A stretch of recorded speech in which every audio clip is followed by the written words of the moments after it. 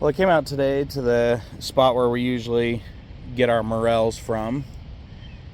It looks like somebody has been through here very recently and very thoroughly. I have not been able to find a single one. There were some growing as recently as yesterday, so yeah, somebody has definitely been through here very recently. But what I did find back here, you can see there's this big patch of stinging nettles right here. Now most of these are a little too big, but I'm hoping we can go find some younger ones. You usually want to find them when they're a little, under a foot tall. They're more tender then. They get a bit tough if you wait longer than that. Although we can break the tops off if we can't find any younger one. It is a little bit later in the season, but we're gonna look around, see if we can find some that are a little younger right now, and yeah, our trip won't have been for nothing. We have not been completely skunked on the morel front, at least. Here's a decent sized one here. Oh, just as I said that, there's at least one other morel over here.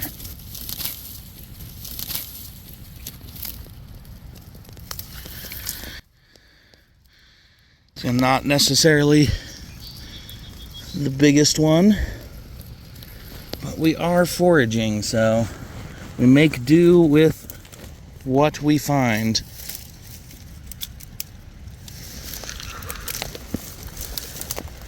Oh, you can see there are a bit of them, these young ones back here. We're gonna leave these for now. These are much too small to pick right now.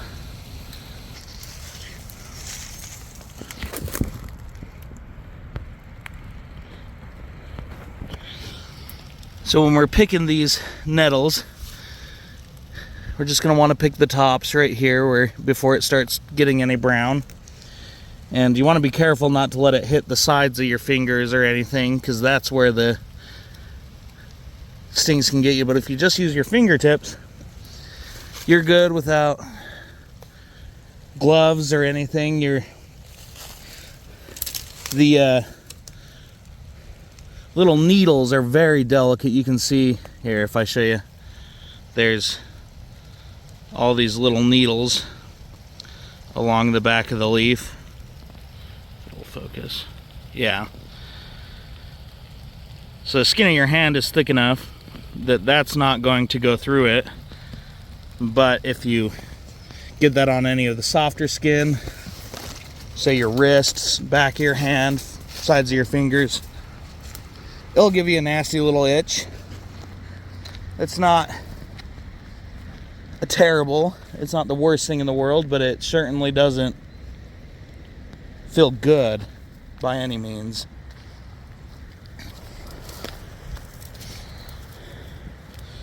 So yeah, this is a decent, you can tell the really good ones, some of these have started to put out seeds. They're still pretty tender on the top, so that's okay, but the ones you really want are maybe like this. See that? Almost no seeds on the top.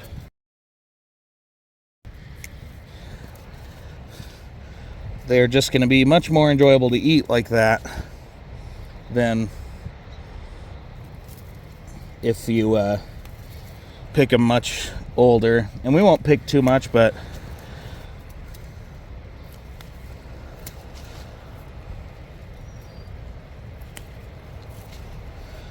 they are native to this area, but they're considered a bit of a pest plant. So this is along one of the trails by me, and they come down, and they don't spray for anything here, but they will come down every year and mow them down. So I don't think we're doing too much harm by topping these. Well, we got everything home now, and I've just prepped 2 bowls of water to go soak everything in. Just let all the bugs crawl off and get any dirt or anything that may be on there off. So I'm going to let both of these soak for, let's say, 20 minutes, and we'll come back and start prepping everything.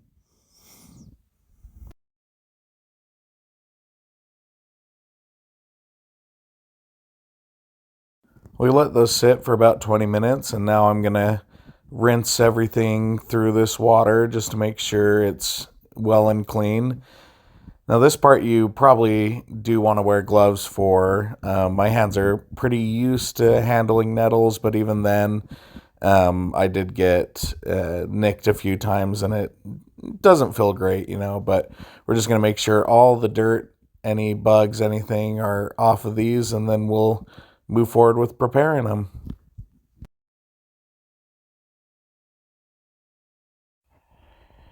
While we're over here, we're going to also wash out the morels. These hold a lot of dirt. You can see the first wash is kind of brown, but we're just going to give them a few rinses, make sure that we get all the dirt off of them, and clean that out. Now that those are all rinsed, we're just going to take the nettles and blanch them for about a minute. This will tenderize them, and it will also destroy the needles on the back. And you can just eat them like this. In fact, this is one of my favorite ways to eat them. Just blanch them for a little bit and put some vinegar on them. But today we're going to be making some nettle soup, so we're going to be doing a little bit more processing after this. Now, in general, when you're making nettle soup, you're going to blend them to make a creamy kind of mixture for the soup. However, my blender is broken right now, so I'm just going to cut them up as fine as I can get them here, and we'll just cook the soup like normal. It'll just, instead of being a creamy soup, it's going to be a bit of a leafy one. Now that we got those cut up, I'm going to add them into this, just a little bit of water on low, and then we'll work on cutting up the rest of what we're going to add into the stew. I'm just going to be adding in a little bit, about half a scallion and a couple garlic cloves. We're just going to keep it pretty simple.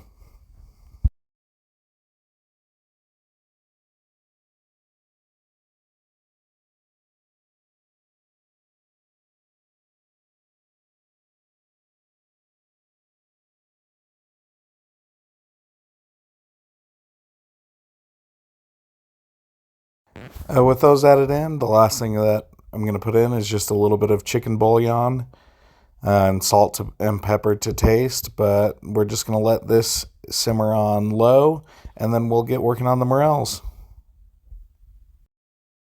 Morels definitely have to be on one of my all-time favorites for forageables. It's nice as well because they come out pretty early in the spring, but we're going to keep the recipe pretty simple for this as well. So I'm just going to get a little bit of butter going, and then our chopped morels are going to go in there. And then we're just going to add garlic and scallion just like for the soup. And we're going to let this simmer for a while. And one of the main things with any mushrooms, but especially wild forage ones, is that you really want to make sure you cook them thoroughly. So we're going to let them brown on all sides. And this will kill any bacteria or anything that they love to grow on the damp surface of the mushrooms. But once they're browned on all sides, we're just going to add, last thing is going to be a little bit of salt and pepper, and then just a little bit of white wine. Just going to add that in, let it simmer for just, maybe 30 seconds. And then we're pretty much good to go. Now, while we're plating this up, I do just want to note that if it's your first time trying a new mushroom or a mushroom from a new area, you want to just have 1 spoonful of it and then wait about an hour before eating the rest, because there's just a lot of variables with wild forage mushrooms that may upset your body in ways that you haven't had before. So yeah, you can have some pretty nasty reactions even to edible mushrooms. So definitely want to watch out for that, and yeah, be careful. With that said, I have had morels from this area before, so we're just going to dig in and give them a try.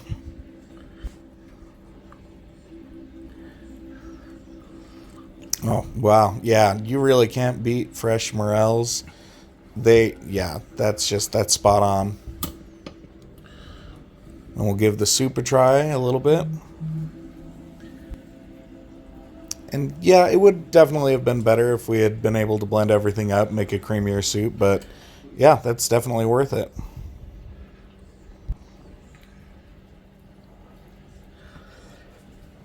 Well, thanks for stopping by, and if you enjoyed this video or want similar content like this or other, random science stuff, please leave a like and subscribe. Thanks.